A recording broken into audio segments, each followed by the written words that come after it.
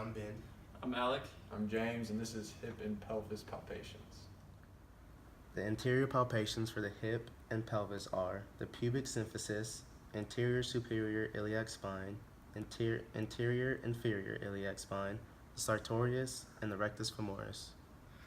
Beginning with the pubic symphysis, the patient will palpate this area. It's not typically palpated in normal evaluation. However, it is important to be aware of as a point of referred pain. Next is the anterior superior iliac spine, which can be found by placing both hands on the sides of the patient's waist. On most patients, there should be a bilateral bony prominence where your thumbs would naturally fall. In larger patients, they will be harder to find. If it's not visible, begin on the iliac crest, and palpate inferiorly along the border where you will feel the iliac tubercles and then a curve in as you palpate the ACES. Attached to the ACES is the sartorius. It runs diagonally along the side to insert medially distal to the knees.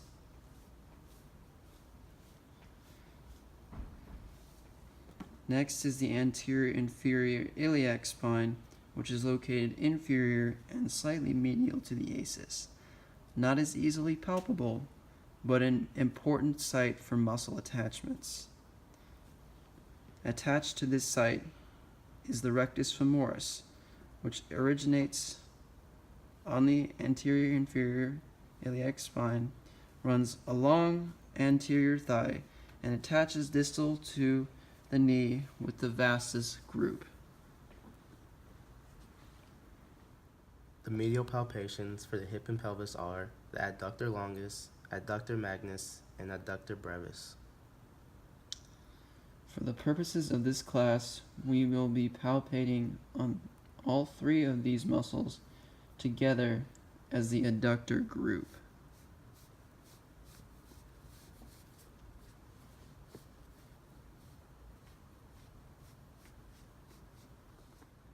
The lateral palpations for the hip and pelvis are the iliac crest, the tensor fasciae latae, the gluteus medius, the iliotibial band, the greater trochanter, and the trochanter bursa.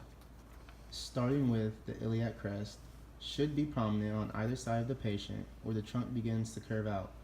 Palpate downward along the curvature until bone is felt. Next, the tensor fasciae latae, also known as TFL. The TFL originates on the ASIS and muscle turns into the IT band and runs along lateral thigh and inserts distal to the knee.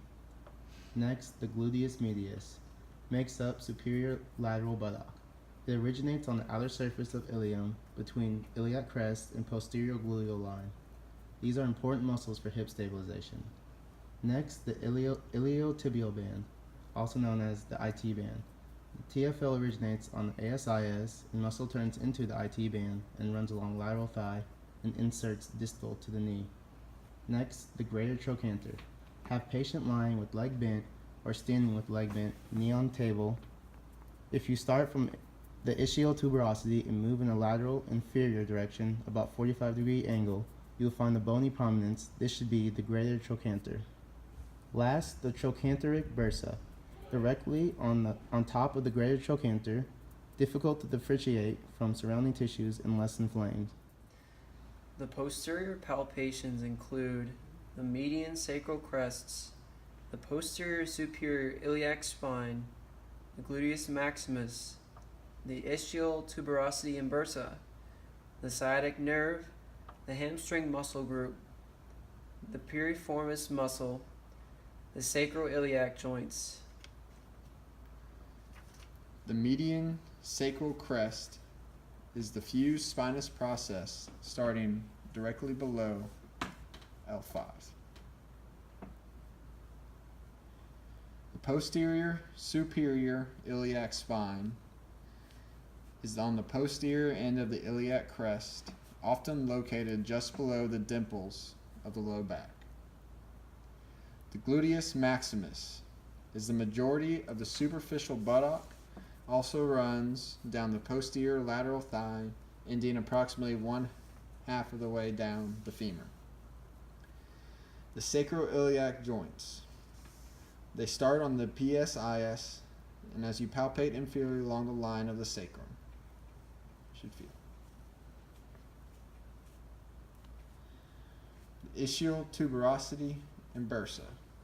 Have the patient lying lateral, the leg bent,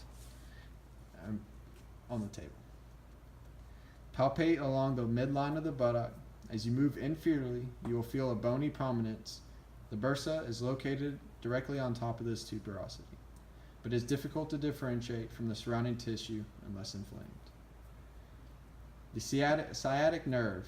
From the ischial tuberosity, palpate laterally approximately half the way between the greater trochanter and the ischial tuberosity. Although you may not feel the sciatic nerve, some patients will feel a tingling down the leg when palpating it. The hamstring muscle group. It originates on the ischial tuberosity and runs down the posterior thigh, inserting onto the distal knee. The piriformis muscle runs superior to the ischial tuberosity near the sciatic nerve.